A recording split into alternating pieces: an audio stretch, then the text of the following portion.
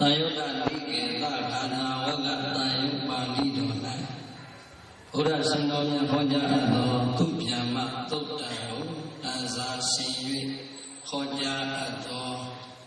ချမ်းသာလမ်းညွှန်အမည်ရသောတရားတော်ဘာတရားလဲချမ်းသာလမ်းညွှန်သူတို့လည်းအချမ်းသာတယ်မလားသူတို့ဒီနေ့ဒီကြနာတော့ချမ်းသာတဲ့လမ်းညွှန်တွေပြီးခဲ့ပါလား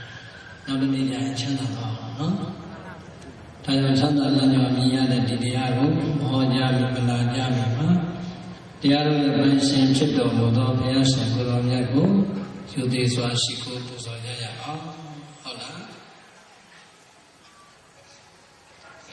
ဦးဇင်းတို့ရဲ့ဘုရားရှိခိုးခန္ဓာကိုယူဖတ်ပူဇော်တိုင်းမှာဓမ္မသမင်မှာဖြစ်ဖြစ်ဖြည်းဖြည်းလေးလေးနဲ့ယူဖတ်ပူဇော်ပေးပါလေအဲ့ဒါရည်ရွယ်ချက်ကအာလုံးသောဓမ္မဆွေတော်မျိုးတော်တွေအာယုံပြုပြီးတော့အတူတူပူဇော်ခွင့်ရအောင်လို့ပါ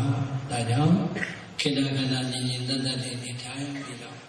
လက်အုပ်လေးတွေချီမျက်လွှာလေးတွေချယူဖတ်ပူဇော်နေတဲ့ဗုဒ္ဓရှင်တော်များရဲ့ဗုဒ္ဓရှင်တော်မြတ်ရဲ့ဂုဏ်တော်များကိုအာယုံပြုပြီးတော့အတူတူပဲပူဇော်ကြရအောင်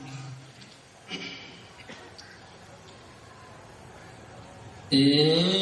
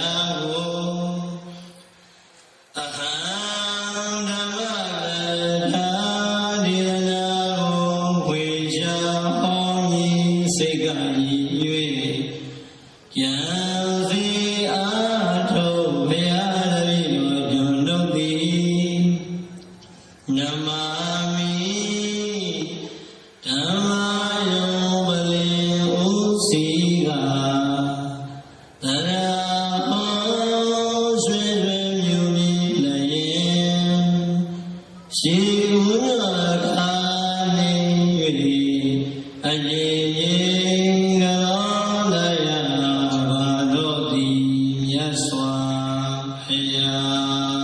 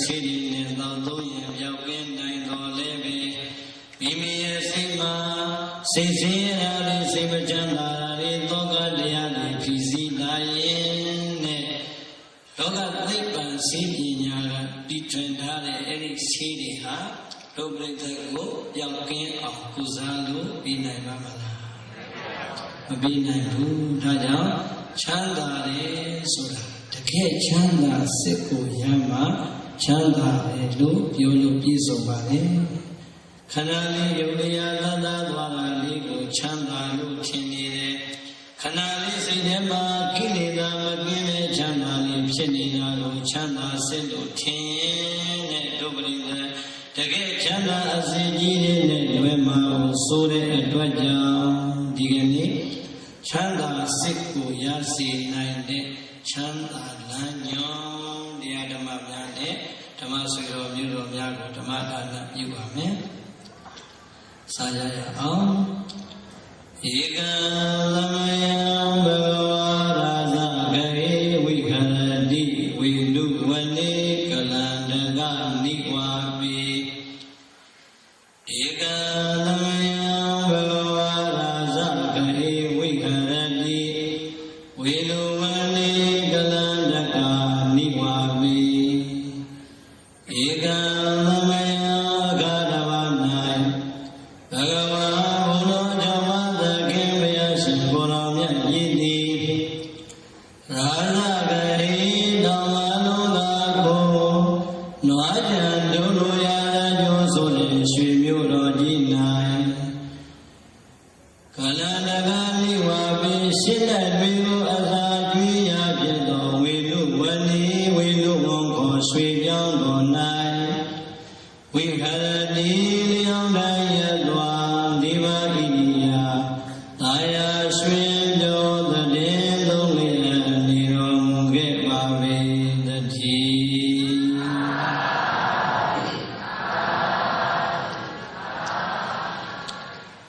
ဘုတော်ကြောင့်မသခင်မြတ်ရှင်ကိုယ်တော်မြတ်တတ်တော်ထင်ရှားရှိစဉ်ကာလလုံးကဝေဘုံလတောင်ရဲ့ဝေဘာလတောင်ရဲ့ပန္နဝတောင်ရဲ့ဂိကကုတ်တောင်ရဲ့ဣတိကိနိတောင်ရဲ့လို့ဒီကနေ့အထိထင်ထင်ရှားရှားနဲ့ကိုရှိနေသေးတယ်တောင်အလုံးကာယံထားတဲ့ရာဇကျိုးဆိုတဲ့ရွှေမြို့တော်ကြီးမှာတဲ့ကျောင်းတိုင်းကြီးအတွင်းမှာရှင်းတဲ့ကလေးတွေပေါ်များတဲ့အတွက်ကြောင့်အဲ့ဒီရှင်းတဲ့လေးတွေကိုအရင်လေးများတာကလူတွေအစာလာလာကျွေးခြင်းနဲ့အစာလာလာကျွေးနေတဲ့ကျောင်းတိုင်းကြီးကိုလည်းသိကြတယ်ဝါပင်လေးပြောင်ရစွာပေါင်းရောက်နေတဲ့ဝေလွန်ကျောင်းတော်ကြီးကိုလည်းသိကြတယ်အဲ့ဒီရှင်းတဲ့တွေအစာကျွေးရဌာနဝေလွန်ခေါ်ရွှေကျောင်းတော်ကြီးမှာဘုရားရှင်ကိုယ်တော်မြတ်ချမ်းသာသာသာနဲ့တရင်လုံးကိုနေတော်မူခဲ့ပါလေဒီကနေ့အဖြစ်နဲ့ဦးဇင်းတော်ပြိဿရာဇကျိုးဆိုတဲ့ဗုဒ္ဓလက်ထက်ကအမည်ဟာကလားလို့ပြောရင်ရာချဂိရိဆိုပြီးတော့ဒီတိုင်းပဲခေါ်ပါတယ်ဟုတ်လားရာချဂိရိဆိုတာရာဇကျိုးပါပဲပါဠိလိုမြန်မာပြန်ရင်ကလားလိုလည်းပဲရာချဂိရိပဲဟုတ်လားဦးဇင်းတို့ဗုဒ္ဓတရားကနေပြီးတော့အဝိပိကကိမှာတော့ရင်ဗုဒ္ဓနဲ့ပတ်သက်တဲ့အဝဇ္ဇဝလာတဲ့သင်္ကန်းဝတ်ထားတဲ့ယဟန်တွေဘုဒ္ဓတော်အယောင်ဦးဇင်းတို့ဖြူဖြူပွဲပွဲဝတ်ထားတဲ့ပုဂ္ဂိုလ်တွေမြင်ကလားတွေကလိုက်ခေါ်တော့ရာဇခိရိဗန္ဒီကြီးရာဇခိရိဟုတ်လားဘာသာစရာကောင်းတာမြတ်စွာဘုရားလက်ထက်ကရာဇဂျူဆိုတဲ့မြို့ဘယ်ဘာသာဝင်မှအလားပဲမရှိဘူးရှိတယ်ညင်းညင်ပြိတ္တရဲ့တကယ်တော့ဒီကနေ့တိုင်အောင်ရာဇဂျူမှာရာဇခိရိဖြစ်နေတွင်နေသေးတယ်ဆိုတာလေးဝမ်းမြောက်ဖို့ထည့်ပြောတာဟုတ်လားအိန္ဒိယလည်းကျိုးဆိုတဲ့ရွှေမြို့တော်ကြီးမှာဘုရားရှင်ကိုယ်တော်မြတ်ဝေလွန်ဆိုတဲ့ကျောင်းတော်ကြီးမှာချမ်းသာသာနဲ့တည်င်းလုံးလုံးနေတော်မူတဲ့အချိန်တညာတော်ကြီးရဲ့ညီဥယျာတော်သာလုံးရအချိန်ကာလမျိုးမှာနတ်ပြည်ကနတ်သားကြီးတော်ကမြတ်စွာဘုရားဓမ္မောကိုအရောက်လာပြီးတော့ရှောင်ထားတဲ့ဘေကုန်းလေးရှိတာပါပြီနတ်သားကြီးရဲ့အမည်ကသူ့ပြန်မနတ်သားတဲ့ပြိဿရဲ့နတ်သားအမည်ဘယ်သူလဲသူ့ပြန်မနတ်သားကြီးမြတ်စွာဘုရားထံရောက်လာပြီသူတရားလည်းမဟုတ်ဘူးတဲ့သူ့နောက်မှာလည်းပဲအချမ်းရနတ်သမီး900ပါလာသေးတယ်နတ်သမီးပေါင်းမလားလဲနတ်သမီး900နဲ့သူ့ပြန်မနတ်သားကြီးမြတ်စွာဘုရားတရင်သုံးတော်မူနေတဲ့ရာဇညုံမျိုးကဝေလွန်ခေါ်ရွှေပြောင်းတော်ကြီးကိုသံတော်ရချင်းမြတ်စွာဘုရားကိုသူသိလို့တဲ့မိဂုံလေးတွေနဲ့ရှောက်ထားဖို့ရောက်လာပါပြီနော်ဒီတော့နတ်သားကြီးနဲ့မြတ်စွာဘုရားနဲ့တွေ့ကြပြီမြတ်စွာဘုရားကိုယုံကြည်စွာဥနေချပြီးတဲ့အချိန်နတ်သားကြီးကမြတ်စွာဘုရားကိုရှောက်ထားလိုက်ပြီနေဇာဩဒရဒမိတာစေတံနေဇာဩဘေဂိတံမနောအနုပံ နေသူကိစေတုအထောဥပတိတိသူသာသာစေအတ္တိအနုတရထံတံမေအခါဟိပု္စီလောနန္ဒာယမြတ်စွာဘုရားတို့လျှောက်ထားလိုက်ပြီးဗန္တိဘုံတော်ဒီဟောထုံးလင်းတော်ဝါတော်မူအားသောမြတ်စွာဘုရား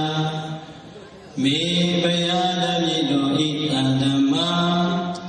အနုပန္နေသူမဖြစ်ပေါ်လာသည်ဘုံသောကိစေသူစအကြောင်းကိစ္စတို့ကြောင့်၎င်းဩဘာတိတေသူစဖြစ်ပေါ်ပြီးသည်ဖြစ်သောကိစေသူစအကြောင်းကိစ္စတို့ကြောင့်၎င်းမေဘယံတပည့်တော်ဤဣဒံစိတ်တံဤစိတ်တိဩဒရတံထိဏ၍သာနေရပါသည်မြတ်စွာဘုရားမေဘယံတပည့်တော်ဤဣဒံမနောဤစိတ်တိဩဝေကံကြောင့်ရော၍သာနေရပါသည်မြတ်စွာဘုရားဗန္တိအစိဉ္စီယကိုမောင်ခတိလုံလောကထွတ်တာမြတ်စွာဘုရားတိရှင်တော်မြတ်ဘုရားဤအထံတော်မှာအနုတ္တရထံသောတာပြည်ကြောင့်စေစွမ်းတော်သည်သစေအဋ္ဌိအပေများထင်ရှားရှိခဲ့ပါ냐ဧယောတတိကဲ့သို့ထင်ထင်ရှားရှားများရှိခဲ့လေသောမေဒီလိုရင်းနဲ့မေလျှောက်လာတဲ့တပည့်တော်သူဗျာမနတ္တအခါဤကရုဏာရှိသောမေတ္တာအဖြင့်ဖြေပြပေးသနာတော်မူပါမြတ်စွာဘုရား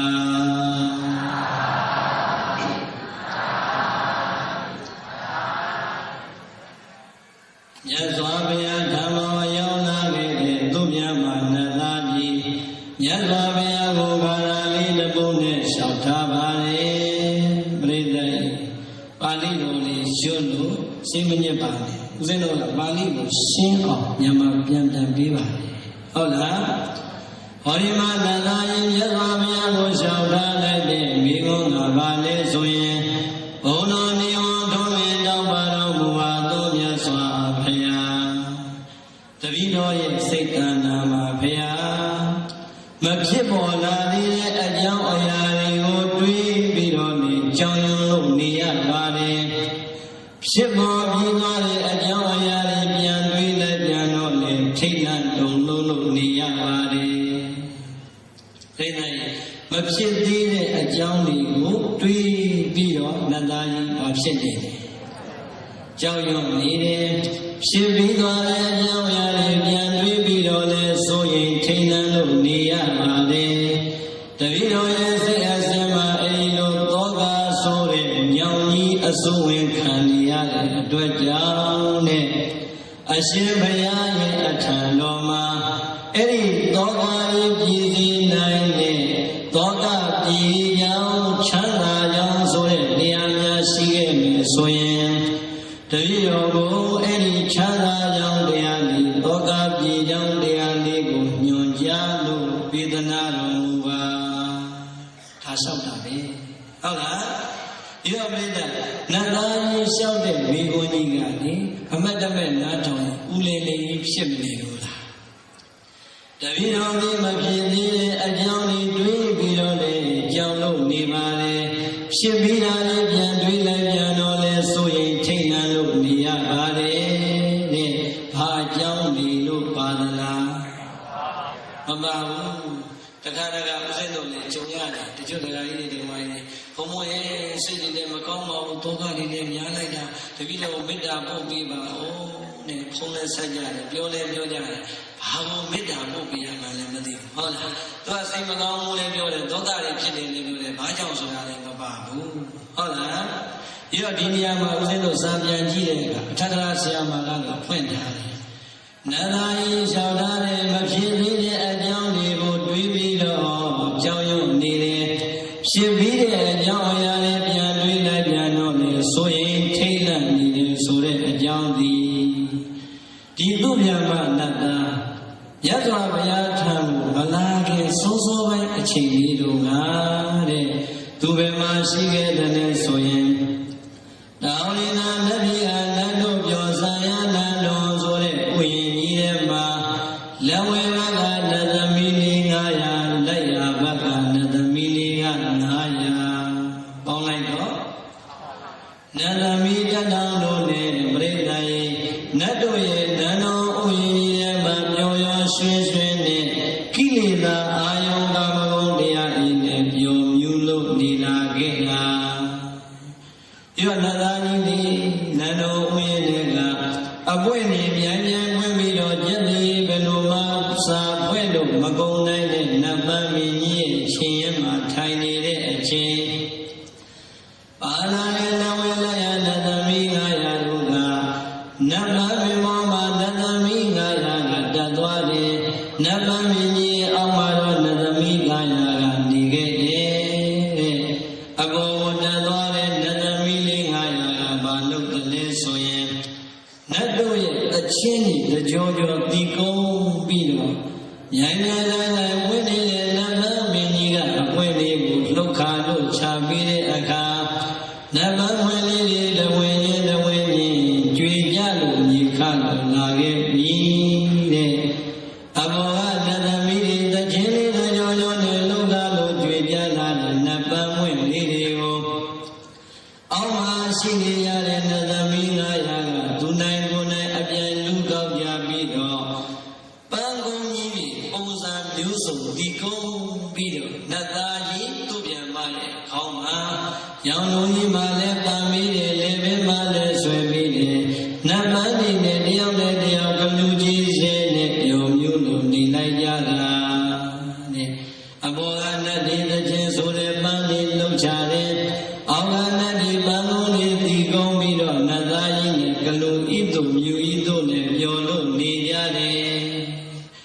ဒီတော့ဒီနေရာမှာအတ္တရဆရာကဘာတစ်ခုပြောလဲဆိုရင်နတ်ဒီဟာတဲ့ယူဇနာတရားကမိမိတို့လိုချင်နေတဲ့အရာဝတ္ထုကိုယူဇနာတရားဝေးတဲ့နေရာမှာရှိပါစေတဲ့လက်ကလေးဖြန့်ပြီးတော့စိတ်နဲ့တန်းတားလိုက်တာနဲ့အဲ့ဒီအရာဝတ္ထုဒီလက်ပေါ်ကိုရောက်လာနိုင်တဲ့စွမ်းအားရှိတယ်။ဘာလို့ဒီနေရာမှာနတ်ကလေးတွေလက်မလေးတွေနတ်သမီးလေးတွေဟာတချင်းတွေကြောကြောနဲ့လှုပ်ချတဲ့လူကလှုပ်ချတီကုန်းတဲ့လူကတီကုန်းလုပ်ရတာလဲဆိုရင်အတိတ်တွေကတော့ရှင်းပါပဲပျော်ခြင်းလို့တဲ့ပြိဿရဲ့ဗာတဲ့လေပျော်ခြင်းလို့နတ်ဘုံမှာလည်းမပျော်ခြင်းဘူးလားဒီတော့ဆိုရမယ်ပျော်ကြမယ်နဲ့မတူနေဘူးလားပြိဿခမည်းတော်ဆိုကြမယ်ပျော်ကြမယ်ကနောက်ကျသွားပြီသူရမန္တနာတို့ကဟိုနှစ်ပေါင်း2500ကျော်တည်းကျင်းပလာတာ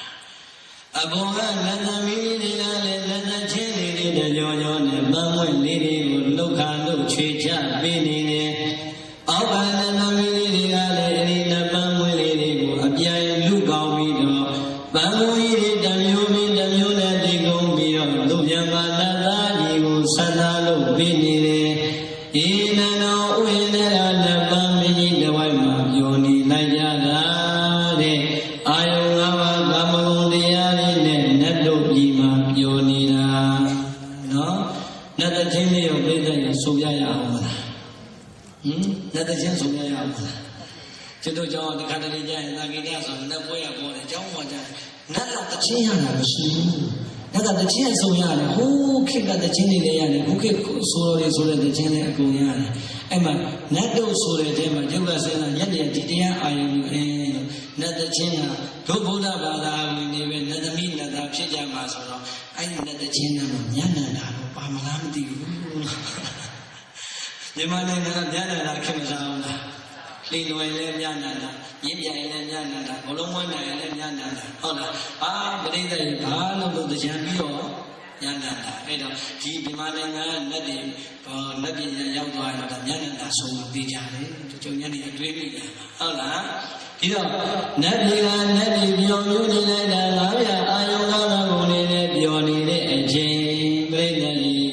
တဖြည်းဖြည်းနဲ့အပေါ်ကသချင်းတန်လေးတွေကလည်းတိတ်သွားပြီးပန်းမွေးလေးတွေကလည်းတမွေးမှကြွေကြမလာတော့တဲ့အခါအောက်ကနတ်တွေကအောက်ကနတ်သမီးတွေကဟေးအပေါ်ကနင်တို့တွေရှုံးကုန်ပြီငါတို့ကောက်တာအကုန်လုံးနိုင်ပြီငါတို့နိုင်ပြီဆိုပြီးတော့ကြွေးကြော်ပြီး ပြီးတော့အပေါ်ကိုမော့ကြည့်လိုက်တာပြိဿတွေပန်းမေမောကနတ်သမီး900တရားမှမရှိတော့နတ်သမီး900ရှိသေးသလားမရှိတော့ဘူးအဲ့တော့အောက်ကနတ်သမီး900ကပြောတယ်အိုးအမောင်သူပြန်မှနတ်သားကြီးရှင်းရဲ့ဟိုဘက်ကအသေးလေးတွေ900ကတော့ပြောင်းနေပြီရှင်းကိုပုံနေတာနေမှာရှင်းရှာနိုင်အောင်စိတ်ကောင်းနေအောင်မယ်ပေါ့ဟုတ်လားဒီဘက်ကနတ်သမီးတွေကကလိပြီးတော့သူပြန်မှနတ်သားကြီးဟာငါကလာစကြနောက်ကြတာနေမှာငါလိုက်ရှာအောင်မှာပဲဆိုပြီးတော့နန္ဒဥယျာဉ်နဲ့လာရေကန်နေပြီးမှသွားပြီးတော့လည်းကြောအော်ပြီးတော့ရှာတယ်လိုက်မူရဲ့ဘိနာမလည်းကြောအော်ပြီးတော့ရှာတယ်ပန်းယုံကြီးရဲ့ဘိမာလည်းကြောအော်ပြီးတော့ရှာတယ်ဒီ900ကြီးဘယ်နေရာမှာဘလောက်ပုံလို့တယောက်တော့တွေ့မှာပဲဆိုသူပြန်မှနတ်သားနန္ဒဥယျာဉ်ထဲမှာလှည့်ပြီးတော့နတ်သမီး900ရှာပုံတော်ဖွင့်လိုက်တာပြိဿရဲ့အရေးအယောင်လုံးမတွေ့ရတဲ့အခါကျတော့နတ်သားရဲ့စိတ်ထဲမှာနည်းနည်းစိတ်ဆိုးကြတာလေ။ဩဒီနောက်တော့မကြည်စေရသလား။ဘယ်အဝေးကြီးများသွားနေသလဲ။ပြောခြင်းလုံးလို့ပါဆိုတာမှ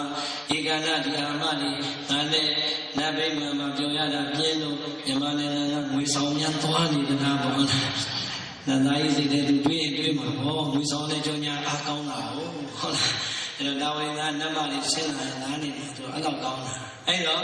သူ့မြန်မာနတ်သားရှာလိုက်တာတောင်လေယာမမတွေ့တော့ယာမမာရှာတုတိနာနေမန္တရတိပရတိမိနာဝိသဝတ္တိ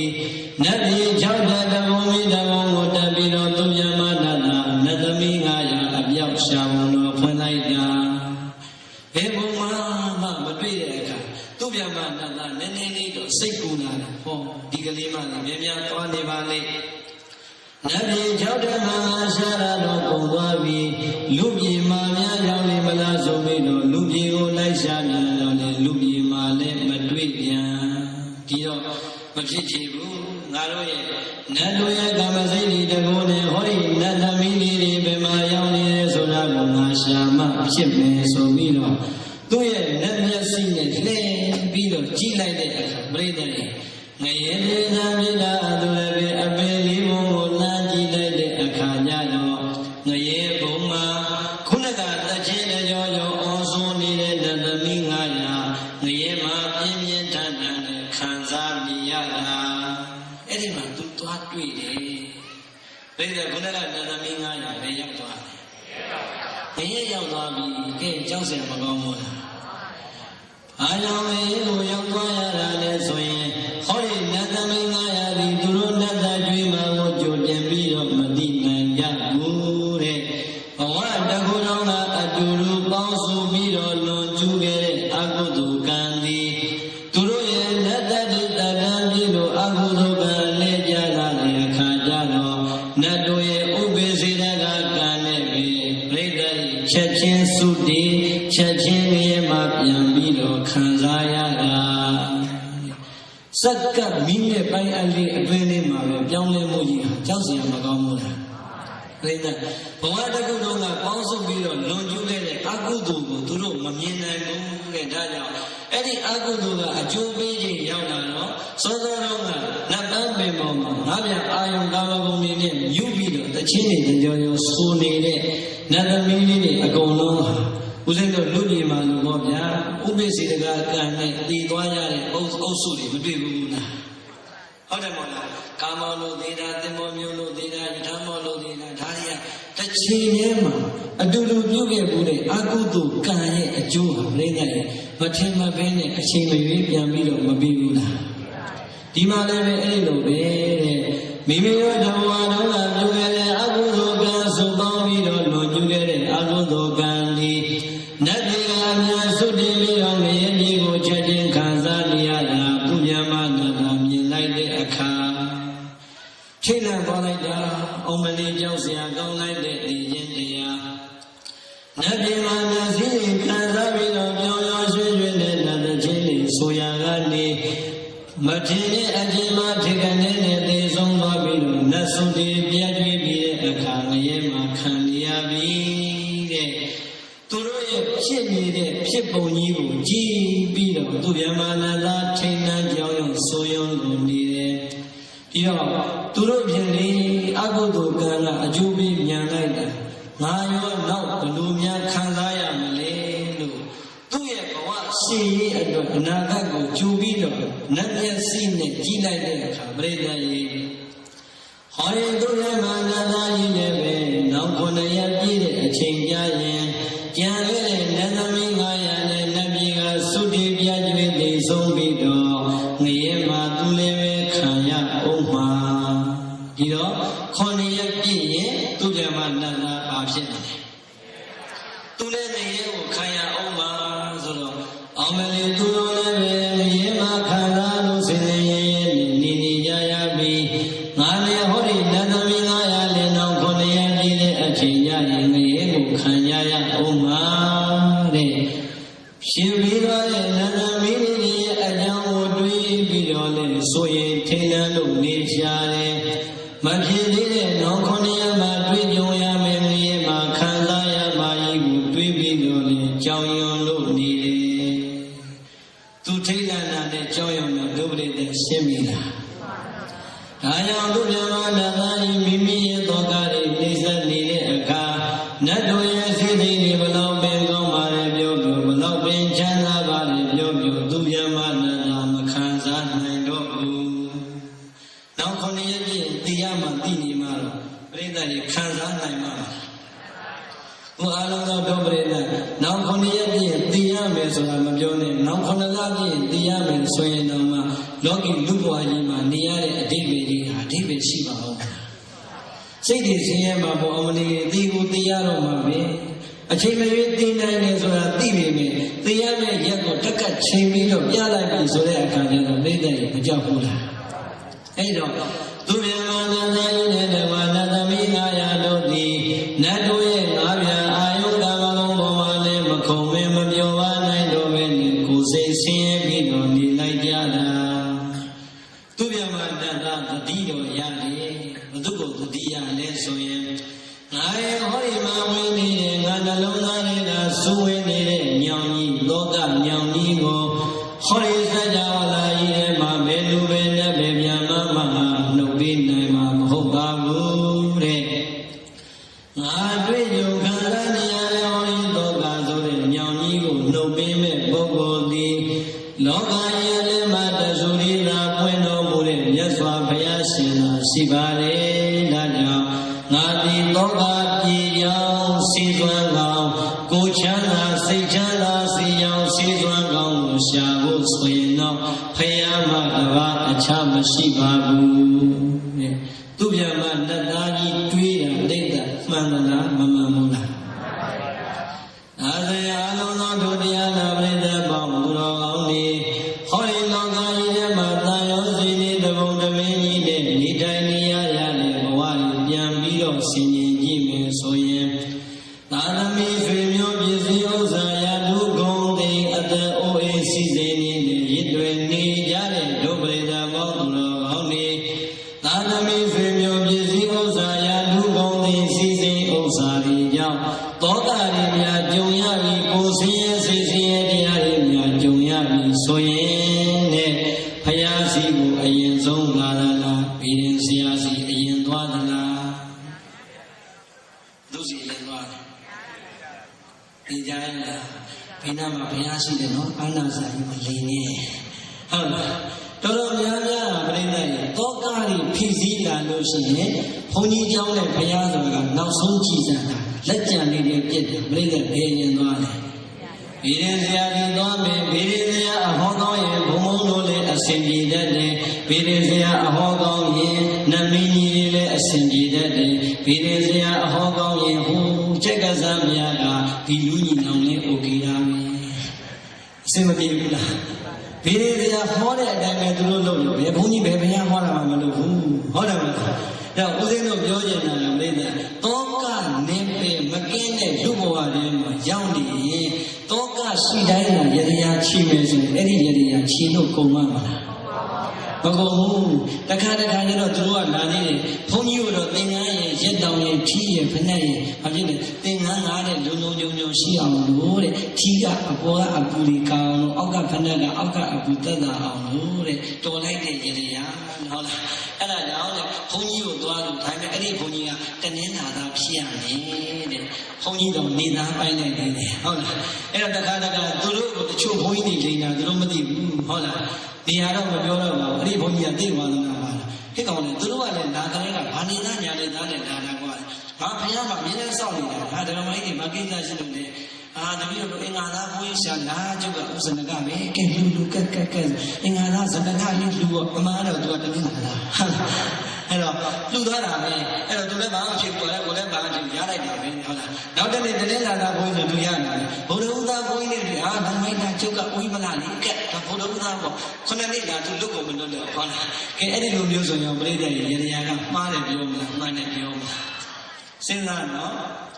ဟောဒီသောကနေပင်နဲ့မကင်းတဲ့ဘဝကြီးထဲမှာနေနေရပါလေကိနဲ့သာသမီဆွေမျိုးဥစ္စာပစ္စည်းရာထုကုန်သိစီစဉ်ဥစ္စာတွေကြောင့်ယရယာရာခြေရမယ်ဆိုရင်တော့ပြိတ္တရေအဲ့ဒီယရယာကတစ်သက်လုံးခြေလို့ဆုံးမှာမဟုတ်ပါဘူး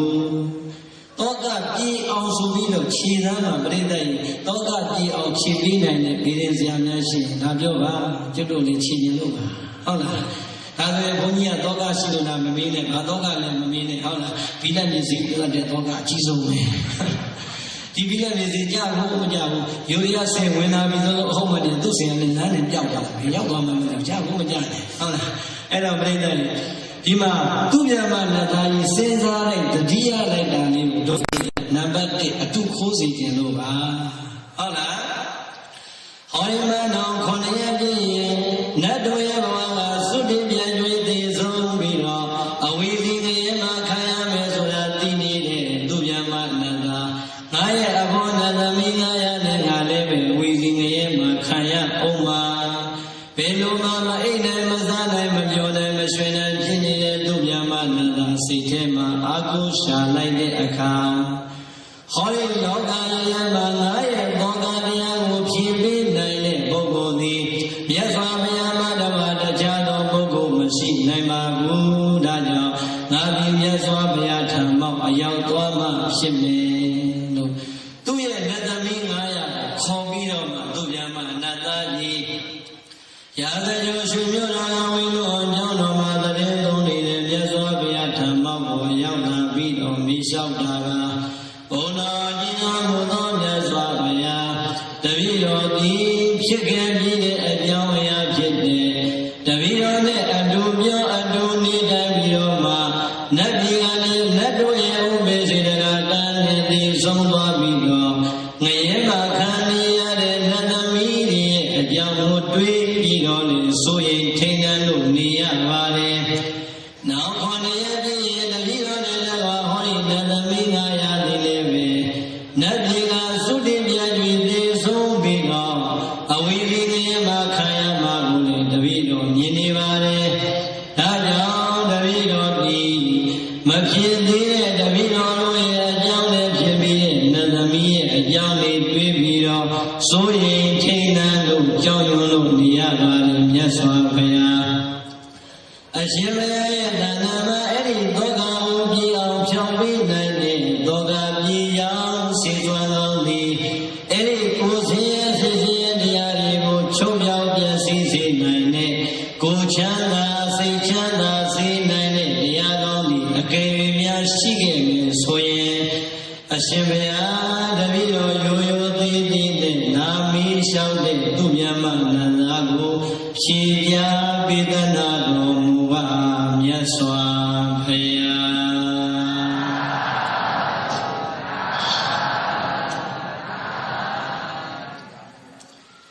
ဒါကြောင့်မြတ်စွာဘုရားဓမ္မရောက်လာတဲ့သူမြတ်မနန္ဒာလျှောက်ထားတဲ့မိဂုံဆုံးတဲ့အချိန်ဘုရားရှင်ကိုယ်တော်မြတ်ကသူမြတ်မနန္ဒာရဲ့လက်ကွာတရားနာပရိသတ်နတ်သမီး900တို့ကိုသောတာပြေရောက်ဆင်းရဲခြင်းကြောင့်ချမ်းသာကြောင့်ဖြစ်တဲ့တရားကောင်းကိုစတင်လို့မိန့်တော်မူပါပြီဟုတ်လားနိညာတရာဘုရားဓမ္မရာနိညာတိတရိယသံဝရာနိညာတရသဗ္ဗနိတကသုထေမသမိမာနိနံဘောရိဝဘုဒ္ဓသိငုံကြီးနဲ့မေးလျှောက်လာကြဘုနတ္တာဣန္ဒရိယသံဝရာ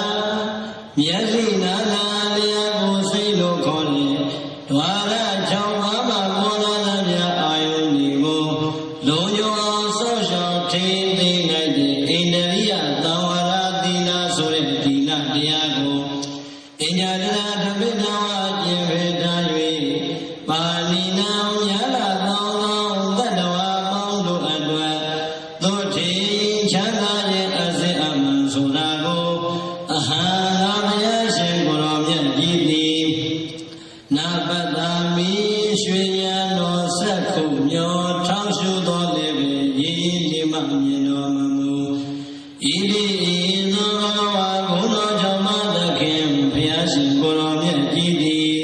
မြာကသည်ဆုံးဆိုင်မရှိဟုတ်တိုင်းမှန်စွာဖြေကြတော်မူလိုက်ပါ၏တည်း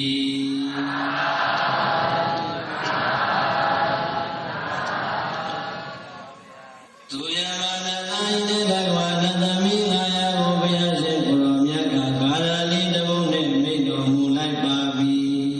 ဟဲ့အမောင်သူမြတ်မနတာဟောဒီလောကကြီးမှာသောကတရားတွေနဲ့ထုံနှက်ခံနေရတဲ့ပုဂ္ဂိုလ်တွေကိုယ်စင်ရဲ့စိတ်စင်ရဲ့တရားတွေနဲ့တွေ့ကြုံနေရတဲ့ပုဂ္ဂိုလ်တွေသည်အဲ့ဒီစင်ရဲ့မျိုးစုံကလွန်မြောက်ပြီးတော့ကိုယ်ချမ်းသာဖို့ရန်စိတ်ချမ်းသာဖို့ရန်အတွက်အဝေးမှာရှာလို့စဉ်းစားနေစရာမလိုပါဘူးလေမင်းတို့ရဲ့မျက်စိနာနာလျာကိုစိတ်လို့ခေါ်တဲ့ဒွါရ6ပါးတရား6ပေါက်ဒီမှာတရားတွေကိုလုံအောင်ပိတ်ပြီးတော့အဆောင်ကောင်းကောင်းနဲ့ထားမယ်ဆိုရင်အဲ့ဒါသောကပြေကြောင်းတရားနံပါတ်1ပါဘယ်တိုင်းသောကရီများလာတဲ့ပုဂ္ဂိုလ်တွေဣန္ဒြေ6ပါးကိုလုံအောင်စောင့်ပါတဲ့အာဟုလုံအောင်စောင့်တယ်ဣန္ဒြေ6ပါးဆိုတာဒုပရိသေတရားတွေနာနေတော့ရနေတော့ပါပြီပြောကြည့်ပါဘာဣန္ဒြေလဲမျက်စိနာနာလျာကိုစိတ်ဟောဒီမျက်စိနာနာလျာကိုစိတ်သည်ယူပါယုံသတ္တယုံခန္ဓာယုံရတ္တယုံဘုဒ္ဓဘာယုံဓမ္မယုံလို့ခေါ်တဲ့အာယုံ6ပါးနဲ့တွေ့ကြပြီဆိုရင်ပြိတ္တကြီးမျက်စိနဲ့ရူပါယုံတွေ့ကြတဲ့အခါဒုပရိတ္တအဲ့ဒီမျက်စိဟာငြိမ်ငြိမ်လေးနဲ့ပြီးသွားတာဟောဒီတို့တရားနာပြိတ္တပေါင်းတော်ပေါင်းနေမျက်စိဆိုတာကိုယ်စီရှိနေတဲ့အတွက်ကြောင့်ဟောဒီမျက်စိကမြင်အပ်တဲ့အရာအလုံးကိုမြင်နေတယ်မြင်လိုက်ကြတဲ့အခါမှာယူပါယုံလူချောချောလာလာတွေကိုမြင်လိမ့်မယ်တိုက်ကောင်းကောင်းလာလာတွေမြင်လိမ့်မယ်ကားကောင်းကောင်းလာလာတွေမြင်လိမ့်မယ်စိတ်ရွှေရတနာဝတ္တစာကောင်းကောင်းလာလာတွေကိုမြင်လိမ့်မယ်တဲ့မြင်လိုက်တဲ့အခါမှာဟောဒီမျက်လုံးရဲ့နောက်မှာပါပါတယ်မြင်ပရိသတ်ကောင်းတာအိဋ္ဌာယုံလာလာလေးမြင်တဲ့အခါကျတော့ဘာဖြစ်တယ်လဲလာလာမြင်ခဏခဏမကြည့်ခြင်းဘူးလားကြည့်ပေါ်ဗျာဘုရားတော်အားရပါရကြည့်ကြဒီခုနပါးထဲမှာဒီလောက်လာတဲ့ပြင်ရှိပါဟုတ်လားနောက်ဘုန်းကြီးလည်းဒီလိုပဲပြောပါအဲ့ဒါပရိသတ်လာလာလေးမြင်မကြည့်ခြင်းနဲ့ဒီပါလားလူလာလာဆိုရင်လည်းကြည့်ခြင်းနဲ့ပရိသတ်လူလာလာမြင်မကြည့်ခြင်းဘူးလားမင်းသားမင်းသမီးလာလာနေမကြည့်ခြင်းဘူးလားဗမာပြည်အားမရကိုရီးယားကြည့်တော့ကြည့်ဘူးလားပြီးတော့ကောင်းပေးရတဲ့မင်းသားဘယ်သူတော့မလာဘူးမင်းသားဘယ်သူလဲဘုန်းသားနေဟုတ်လားပြိတ္တိမင်းသားတွေကိုကောင်းပေးရလို့ရင်ဘုန်းကြီးတွေနဲ့သူတို့လုပ်တတ်တယ်ဘုန်းကြီးကမျက်လုံးပြောတယ်ဘုန်းကြီးကစားရှိတယ်ဘုန်းကြီးကကောင်းကောင်းတယ်ဘုန်းကြီးကခါကောင်းတယ်မပြောဘူးလားအဲ့တော့ဘုန်းကြီး9ပါးသူတို့9ရက်ပြည့်တဲ့နေ့ကျကောင်းပေးရလုပ်ကြအောင်အဲ့တော့ပြိတ္တိဟောဒီမျက်စိကမြင်ပြီးငြင်းငြင်းလေးနဲ့ပြီးမသွားပါဘူးလာရကောင်းတာအိဋ္ဌာယုံလေးမြင်ရတဲ့အခါကျတော့ဟောဒီမျက်လုံးရဲ့နောက်မှာလူချင်းနေဆိုတဲ့လောဘလေးကပါလာတတ်တယ်ပါမလားဘူးလားမိမိမမြင်နေတဲ့မျက်နှာကြီးများပြင်လဲရပြီဆိုရင်ပရိသေဘလောက်ပဲလက်အောင်ပြင်ထားပါစေကိုမျက်လုံးထဲမှာကြည့်မရတဲ့ပုဂ္ဂိုလ်မြင်တဲ့အခါဒေါသဖြစ်မလားလောဘဖြစ်မလားအမလီမကြည့်ရင်တို့ဒီမျက်နှာကိုအဝေးကရှောင်လာပါတယ်ဆိုဒီအခွက်အတက်တွေ့တဲ့တော့ပြောသေးတယ်ဟုတ်လားအဲ့တော့ပြိဿစဉ်းစားဟောဒီမျက်စိဟာလေမြင်လိုက်နေတဲ့တည်းလည်းအိဋ္ဌာယုအကောင်းလေးတွေမြင်တဲ့အခါကျတော့လူကျင်တဲ့လောဘတွေဝင်တတ်တယ်အနိဋ္ဌာယုမကောင်းတာတွေမြင်တဲ့အခါကျတော့ဒေါသတွေဖြစ်တတ်တယ်အဲ့ဒီလောဘနဲ့ဒေါသဖြစ်ပြီးရင်ပြင်မတဲ့နာမပြင်မတဲ့နာရတဲ့နာမရတဲ့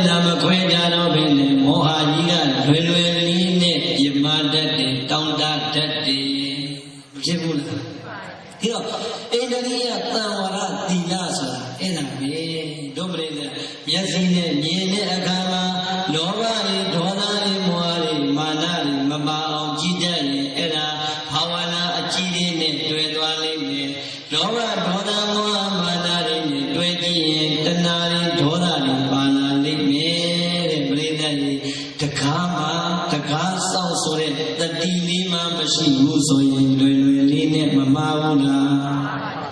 တော့အားလုံးကိုယ့်ဟာကိုပြန်သုံးတဲ့ဒီငါမျက်စိမှာတကားဆောက်တတိရှိသလားလို့မင်းပါပြန်ပြောတယ်ရှိဘူးအကုန်လုံးလိုချင်တာပဲမမြင်နေတာမကြည့်နေတာကလုံးဝမကြည့်ချင်ဘူးတီဗီကိုရှင်းနိုင်ထွန်းပိတ်တော့တာပဲ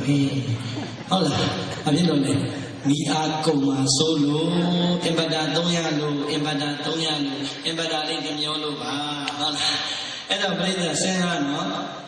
ဟောရင်မျက်စိလေးမှာပြိဿရေမြင်နိုင်ရင်ကာယကံဝစီကံမနောကံတွေအကုန်လုံးတွေ့ပြီးတော့ပြမတတ်တယ်တဲ့လောဘဒေါသမောဟတွေမာနတွေပါတတ်ပါတယ်ဒီတော့ဣန္ဒြိယသံဝရသီလဆိုတာဣန္ဒြေ6ပါးတကား6ပေါက်ပါပြိဿရေမြင်သမျှတွေပေါ်နေတာတွေပေါ်လာပါစေကာယကံနဲ့လွန်ကျူးမဲ့အပြစ်တွေကိုမလွန်ကျူးအောင်စောင့်ရှောက်ထိန်းသိမ်းနိုင်မယ်ဝစီကံနှုတ်နဲ့လွန်ကျူးမဲ့အပြစ်တွေကိုမလွန်ကျူးအောင်စောင့်ရှောက်ထိန်းသိမ်းနိုင်မယ်ဆိုရင်အဲ့ဒါသီလလို့ခေါ်ပါတယ်ဟုတ်တယ်မဟုတ်လားသီလဆိုတာပြိဿရေကိုယ်နဲ့နှုတ်ကိုအပြစ်တွေမလွန်ကျူးအောင်စောင့်ထိန်းလိုက်တာပြိပုတ်လိုက်တာဒီသီလမဟုတ်ဘူးလားဒါဆိုရင်အဲ့ဒီသီလမှာပြိဿရေစိတ်နဲ့လွန်ကျူးတာပါလားသတ္တဟုစိတ်နဲ့လွန်ကျူးတာသီလထဲပါရင်ဘုရားဘာသာတရားမှလုံးမှာမဟုတ်တော့ဟုတ်လားအပြစ်ကဒီစိတ်ကပြိဿရေဘုရားကပြောလို့မြင်လိုက်တဲ့တိုင်းလူချင်းနဲ့ဝိုင်းဒေါသဖြစ်မယ်မဖြစ်ဘူးလားအဲ့တော့စိတ်နဲ့သာပြင်မာလို့သာသီလပြတ်တယ်ဆိုတော့သီလကျိုးတယ်ဆိုတော့တရားမှနေမှာမဟုတ်တော့အကုန်လုံးကုဖို့ပါပဲဟုတ်လားဒါကြောင့်မြတ်စွာဘုရားကဦးဇင်းတို့သံဃာတွေမှာဆိုရင်မနောဒွါရီအပတ္တိနာမနတ္ထိစိတ်နဲ့ဖြစ်လာတဲ့ပြစ်မှုကြတော့အပမသိဘူးလို့ခေါ်ခဲ့တာဟုတ်လားသို့တော်ပြိဿရေအဲ့ဒီစိတ်နဲ့လွန်ကျူးလို့အာဘမသိမှုအပြစ်မရှိဘူးဆိုတော့လည်းပဲဒီစိတ်မှာတကားမှာပြိဿရေတတိဆိုတဲ့တရားလေးအဆောင်မထားလို့ရှိရင်စိတ်ကလွတ်လိုက်တာနဲ့ရုပ်ကမလွန်ကျူးဘူးလားစိတ်ကလွတ်လိုက်တာနဲ့နှုတ်ကမပြောဘူးလားမလေးလွယ်လွယ်လေးမပြောတတ်ဘူးလားပြောတတ်တယ်ပြိဿချစ်ကလေးဆိုရင်ပြင်မပြီးချစ်ကလေးဆိုရင်ပြောဆုံးပြီးကာယကံကနောက်ကျတဲ့ဝစီကံကအရင်တုတ်ထည့်လိုက်တာဟုတ်လားအဲ့တော့ပြိဿဒီစိတ်ကလေးကိုလည်းတတိလေးတော့ထားလိုက်ရင်တတိတကားဝလေးမှာတတိချထားလိုက်တာနဲ့ဟောမကောင်းတာမြင်လိုက်ပြီဆိုရင်လည်းဒေါသဖြစ်လာမယ်ဆိုရင်လည်းပဲတတိလေးကတတိပြီးလိုက်မယ်ဟဲ့အဲ့ဒါဒေါသဆိုတာကိလေသာမပြောနဲ့မလုပ်နဲ့ဟောတတိလေးကလည်းမခိုင်းလိုက်ဘူးဒါကြောင့်မိမိတို့ရဲ့မျက်စိမှန်သမျှဓဝါရ6ပါးနဲ့လားမျက်စိကိုလည်းပြိဿရေတကားအဆောင်တတိလေးကထားပါဒါဆိုရင်နားနဲ့ကြားတဲ့အခါကျတော့ပြိဿရေနားထဲမှာကြားရင်ကောင်းတဲ့အတန်ကြားရင်လည်းအတန်လေးများကြားရမယ်ဆိုရင်ဒုပရိသကခဏခဏနဲ့နားထောင်တတ်တယ်အိယာရင်းနဲ့ယူပြီးတော့နားထောင်တတ်တယ်မကြားရင်လည်းအတန်ကြီးများကြားရမယ်ဆိုပြိဿအဝေးကြီးတွေကမေတ္တာပို့မနေဘူးလားအမလီတော့ဘုန်းကြီးတရားနာလို့လာပါလေဆိုသူတို့အတန်းကြည့်ပဲဆိုပြီးတော့အော်တာလည်းပါဦးမှာအဲ့ဒါကြောင့်ညီငယ်တွေကိုလမ်းပြောရတယ်မင်းတို့အော်ရင်တော့အပူတွေအော်မနေနဲ့အလူငွေတွေကြီးညာမနေနဲ့တခြားဘုန်းကြီးတွေဘိုင်ဂရဖီလေးတွေပဲကြီးညာပေးတယ်အဲ့ဒါပြီးရောပေါ့ကွာဆိုသူတို့လမ်းကြောင်းချပြတယ်တခါကျတော့ကောင်းတာလုပ်ပေမဲ့လည်းလက်မခံနိုင်တဲ့လူတွေတွေ့ရင်အကြီးအကြီးဖြစ်တတ်တယ်ဟုတ်လားဒါကြောင့်လောသောတို့တရားနာပြိဿဘုံသူတော်ကောင်းတွေကြားတဲ့အခါမှာဆိုရင်ပြိဿရေကြားတာလေအပေါ်မှာလောဘတဏှာတွေမပါသွားဘူးလားအစိုးရကောင်းသောအတန်လေးဆိုရင်ပြိဿအားမရလို့အိမ်မှာ VCD ဝင်ပြီးဝယ်ထားတယ် MP3 လေးဝယ်ထားတယ်မလုပ်ဘူးလားမကောင်းတဲ့အစိုးရဆိုရင်မထားဘူးပြိဿရေအမလီတော့ရှက်မရှက်နိုင်ဘူးအတန်ပြင်းကြီးအောနေတာဆိုရင်တုံးမှာဟုတ်လားအဲ့တော့ပြောချင်တာကဟောဒီနာဟာပြိဿရေကြားလိုက်တဲ့အတန်ရဲ့ပေါ်မှာတကားကိုမပိတ်ထားဘူးအဆောင်မချထားဘူးဆိုရင်ကြားတဲ့အတန်အိဋ္ဌာယုံကောင်းတဲ့အတန်လေးကြတော့ခဏခဏဖွင့်ပြီးတော့နားထောင်တယ်မကြားခြင်းနဲ့မကောင်းတဲ့အတန်ကြီးကြတော့ဘယ်ချိန်ပြီးမလဲလို့စောင့်နေရတာမောလာပါလေဟုတ်တယ်မလားဒီတော့ကြားရင်တဲ့အတန်ဆိုရင်လောဘကြီးပါသွားရင်ပြိဿတကားပွင့်နေပြီဟုတ်လားမကြားရင်တဲ့အတန်ကြားရင်ဒေါသတွေပါသွားရင်တကားပွင့်နေပြီအဲ့ကြတော့မောဟကြီးဖုံးလွှမ်းလာတော့ဘာတန်ညာတန်အကြီးအတန်အငယ်အတန်သူတော်ကောင်းအတန်သူရုပ်မှအတန်မခွဲခြားနိုင်တော့ဘူးတခါတည်းဒိုင်းဆိုပြိဿဟောစီတန်ကသွားပြီးတော့မပြောလိုက်ဘူးလားမနောကံကရောမသွားဘူးလားကာယကံကမကြည့်နိုင်ခင်နဲ့ကောက်ထူပါအဲ့တော့ပြိဿရေဟောဒီမျက်စိနဲ့နားမှာတကားပေါင်းဒီမပိတ်ထားဘူးဆိုရင်ဟောဒီမျက်စိနဲ့နားမှာတတိဆိုတဲ့တကားအ ကိုချမတာဖို့ဆိုရင်ကာယကံနဲ့လည်းလွန်ကျူးတတ်ပါတယ်ဝစီကံနဲ့လည်းလွန်ကျူးတတ်ပါတယ်အဲ့ဒီကာယကံဝစီကံမနောကပြည့်တည်များလာပြီဆိုတဲ့ပုဂ္ဂိုလ်အတွက်ပြိဿကြီးလောဘဒေါသမောဟမာနတွေနှလုံးသားထဲမှာရှိနေရင်အဲ့ဒီပုဂ္ဂိုလ်မှာစိတ်ဓာတ်တွေဖြူမလားမဲမလားမဖြူနိုင်တော့ဘူးမဲသွားပြီဟုတ်လားသူ့ကိုဖြစ်တဲ့လောဘသူ့ကိုဖြစ်တဲ့ဒေါသကသူဘာမှမသိသေးပေမဲ့ကိုယ်မှာအရင်ပင်ပန်းမနေဘူးလားကိုယ်စိတ်ကြီးမြင်နှမ်းမနေဘူးလားဒါကြောင့်မြတ်စွာဘုရားကမင်းတို့သည်တောကပြေရောက်တရားတွေတကယ်ရှားနေကြတာမှန်ရင်ရှင်ရဲ့လူကြောင့်ချမ်းသာကြောင့်တရားတွေတကယ်ရှားနေကြတာမှန်ရင်မင်းတို့ရဲ့မျက်စိအပေါ်မှာတရားကိုပိတ်ပါတတိအဆောင်ချထားပါနားရဲ့အပေါ်မှာတရားကိုပိတ်ပါတတိအဆောင်ချထားပါမျက်စိနာနာတဲ့ပြိဿရဲ့နှာခေါင်းဒီနှာခေါင်းကရောပြိဿနာနေတဲ့အမွှေးနဲ့လေးဆိုရင်တော့မကြိုက်ဘူးလားမကောင်းတဲ့အနံ့များနာမည်ဆိုပြိဿရဲ့လူဘလောက်ပဲရှုပ်ရှုပ်အာမနာနဲ့နှာခေါင်းလေးပိတ်မထားဘူးလား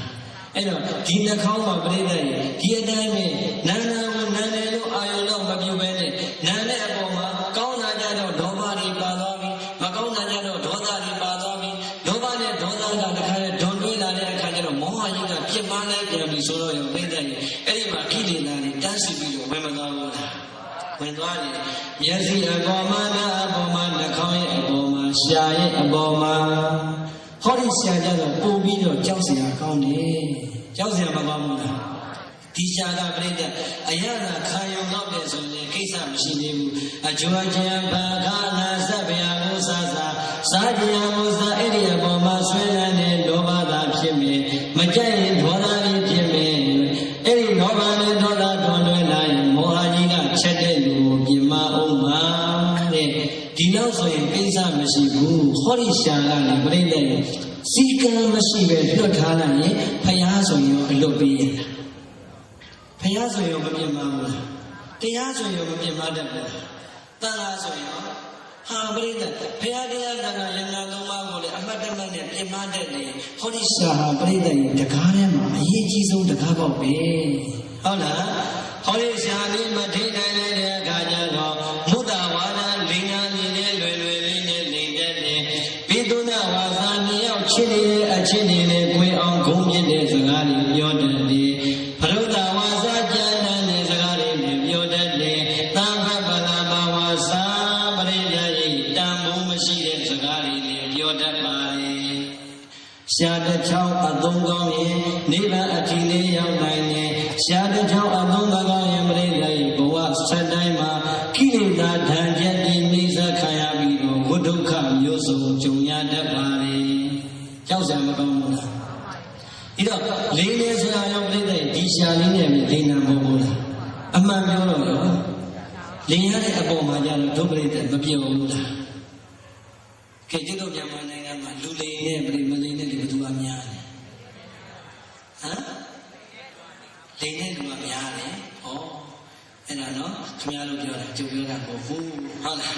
လိန်နဲ့လူတွေများတယ်တဲ့လိန်နဲ့လူတွေပေါ်တဲ့နိုင်ငံကြီးပြမှာဆိုရင်ပြိဿရေကျုပ်တို့ကတော့မပြောဘူးခင်ဗျားတို့ကမသိလို့လေ့ကြည့်တာပြောဘူးဟုတ်လားဒီတော့ခင်ဗျားတို့လေသနာမင်းဘာပြောမလဲမလေးဒါဆိုဘယ်သူလေးတင်တယ်ဟမ်ဒါဆိုပြိဿဘယ်သူလေးတင်တယ်ဟောကြည့်အဲ့တော့ပဲကောင်းပါလေမုဒ္ဒဝါဒလိနာဟောတာလည်းပါတော့ဘုရုဒ္ဓဝါစာပိတုဏဝါစာလည်းပြိဿရေတယောက်နဲ့တယောက်ချစ်နေရင်လည်းခုံးတိုက်တဲ့စကားမပြောရဘူးချစ်နေတဲ့လူတွေကိုပြိဿခုံးတိုက်တဲ့စကားတွေပြောဘူးလားလင်မယားတွေချစ်နေမယ်ဇနီးမောင်နှံတွေချစ်နေမယ်သားမီးတွေချစ်နေမယ်ညီကောင်မောင်နှမတွေချစ်နေမယ်မိတ်ဆွေတွေတယောက်နဲ့တယောက်ချစ်ခင်နေတယ်ဆိုရင်ပြိဿရေအာလုံးသောဒုပရိသပမန်လေးလင်ကြီးစမ်းမှာမုဒိတာပွားရဲ့နာအမလီအကဲကိုပူတယ်တွေ့မယ်ခွင်တွေ့မှပြောဖို့ပြောချင်တယ်ဦးမင်းဟုတ်လားမုဒိတာတွေပွားနေကြတာအဲ့တော့ပြိဿကျုပ်တို့မြန်မာနိုင်ငံကလေမချစ်ဘူးဆိုရင်လည်းပြဿနာကြီးတယ်မျိုးချစ်ပြန်ပြီဆိုရင်လည်းပဲအချစ်လွန်ကြပြီဆိုရင်ကြည့်လို့မရဘူးအကဲပို့တယ်ဆိုပြီးတော့ဟာလားဘယ်အချိန်မှသက်ရှူထည့်လိုက်ရမလဲဟာလားဘုန်းကြီးနဲ့လူကြားထဲမှာတော့မပြိဿရဲ့ရှေ့အကုသိုလ်ယူတာကအချို့ရှိသေးတယ်ဟုတ်လားအဲ့ဒါမျိုးမရှိဘူးလား လူလူရဲ့ဂုံးတဲ့ထားတော့ဘုန်းကြီးကြောင်းသွားပြီဆိုရင်ဘယ်ပြန်လာတယ်မရှိမကိုရင်ဟင်းပြောမှတော့မကောင်းဘူးအဲ့သွားသလားရဲ့ဆိုကျောင်းကဘုန်းကြီးဘာပဲဖြစ်နေတယ်လို့သူကကောင်းလုံးလေးနဲ့ခြံထားလိုက်ဟိုကတက္ကမလေးတက္ကလေးဟင်းပြောမှတော့မကောင်းဘူးလို့ပြောတယ်ဘာမှလည်းမသိဘူးဘောဟုတ်လားပြိတ္တိတခါကြရင်တချို့ကရှင်အကုသိုလ်ရှာတာရှိတယ်အဲ့ဒီမှာမပါစေနဲ့ကိုကြီးညိုတဲ့ဘုန်းကြီးကိုလေကြံတဲ့လူတွေအကုန်လုံးကကြီးညိုစေခြင်းတဲ့အခါဘုန်းကြီးအစွဲတွေပါလာပြီဆိုရင်ငါဘုန်းကြီးတွေများရင်အကုန်လုံးငါဘုန်းကြီးပဲအကောင်းတွေဖြစ်စေခြင်းတဲ့အခါသူများဘုန်းကြီးကိုမကောင်းတာပဲကြည့်တယ်ကောင်းတာရှာမကြည့်တယ်ဟုတ်လားအဲ့တော့ပြိတ္တိအဲ့ဒီလိုရှင်အကုသိုလ်တွေမှာလည်းမပါစေနဲ့သူ့စကလုံးလေးတစ်လုံးကတစ်ဖက်လူပြိတ္တိတရားပြည့်ရတော့မှလို့တရားတက်ရတော့မှလို့ဆိုပြိတ္တိအဲ့မှာသွားသလားရင်အင်ပြောရမှာမကောင်းပါဘူးဆိုဘာလို့များလဲသူမကောင်းရင်လည်းမပြောနဲ့ပေါ့ဟုတ်လားအဲ့တော့ပြောချင်တာကအဲ့ဒီလိုမျိုးရှာတစ်ချောင်းကိုအသုံးမကောင်းရင်ပြိတ္တိကြောက်စရာမကောင်းဘူးလား